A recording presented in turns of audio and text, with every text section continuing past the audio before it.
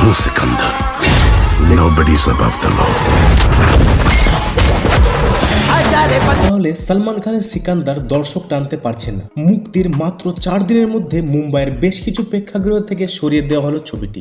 সিকান্দারের বদলে চালানো হচ্ছে দক্ষিণী গুজরাটি ছবি। কান্দিভালি, দক্ষিণী মুম্বাই, পানভেলার একাধিক মাল্টিপ্লেক্সে বাতিল করা হয়েছে সিকান্দারের প্রাইম টাইমের শো। সেই জায়গায় চালানো হচ্ছে মার্চের মাঝামাঝিতে মুক্তি পাওয়া জন আব্রাহামের ডিপ্লয়মেন্ট, মোহনলাল ও পৃথ্বীরাজ সুকুমারের L2 এমপুরান। রবিবার ঈদে মুক্তি পেয়েছিল সিকান্দার।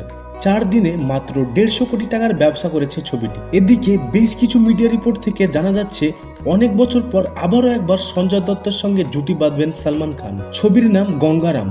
এই ছবি দিয়েই বলিউডে পরিচালক হিসাবে ডেবিউ করবেন ক্রিস আহির। প্রযোজনার দায়িত্বে থাকছেন সালমান খান নিজেই।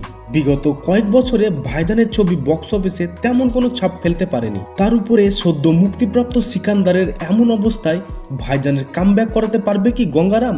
অবশ্যই কমেন্ট বক্সে জানাবেন।